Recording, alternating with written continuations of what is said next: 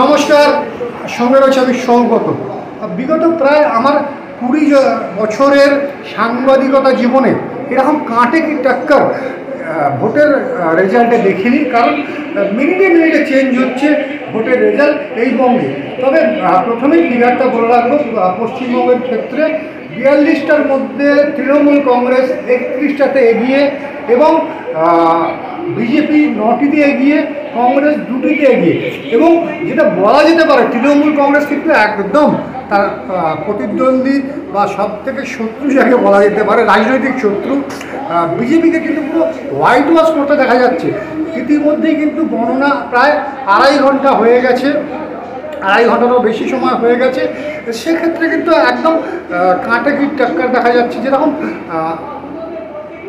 বোলপুর আসনে কিন্তু অসিত মাল এগিয়ে তৃণমূলের, এবং বীরভূমে কিন্তু শতাব্দী রায় তৃণমূলের, তিনি কিন্তু 40,000-এরও বেশি মার্জিনে এগিয়ে রয়েছেন। এবং সায়নী ঘোষ তিনিও কিন্তু এগিয়ে রয়েছেন। এবং অভিষেক বন্দ্যোপাধ্যায় তিনি কিন্তু প্রায় 1 লক্ষেরও বেশি ভোটে তৃণমূল কংগ্রেসের সেকেন্ড ইন কমান্ড, তিনি কিন্তু এগিয়ে রয়েছেন। এবং আরও একবার জানিয়ে রাখবো যে ফলাফল দেখছি এই মুহূর্তে আরও একবার জানিয়ে রাখবো, 42টার মধ্যে কিন্তু তৃণমূল কংগ্রেস পশ্চিমবঙ্গে 31টি আসনে এগিয়ে রয়েছে, বিজেপি 9টি আসনে এগিয়ে রয়েছে এবং কংগ্রেস 2টি আসনে এগিয়ে রয়েছে। এবং সর্বভারতীয় ক্ষেত্রে 543টা আসনের মধ্যে বিজেপি 233 এবং কংগ্রেস 99টা আসনে এগিয়ে রয়েছে। এবং পুরো কাঁটে কি টক্কর বলা চলে।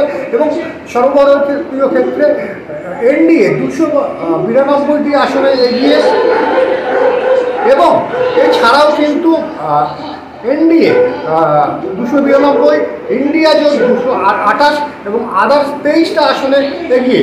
এবং যারা হেভিওয়েট রয়েছে সেক্ষেত্রে জানিয়ে রাখবো, যেরকম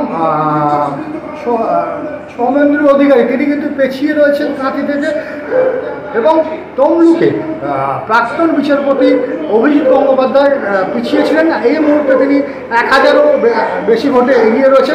ইতিমধ্যেই আর একটা ব্রেকিং এই মুহূর্তে আসছে, বিষ্ণুপুরে কিন্তু বিক্ষিপ্ত অশান্তির ঘটনা সামনে আসছে এবং আমরা সেই খবর পাচ্ছি। হুগলিতে 12,200 ভোটে পিছিয়ে রয়েছেন লকেট চট্টোপাধ্যায়, কলকাতা উত্তরে 14,992 ভোটে পিছিয়ে তাপস রায়।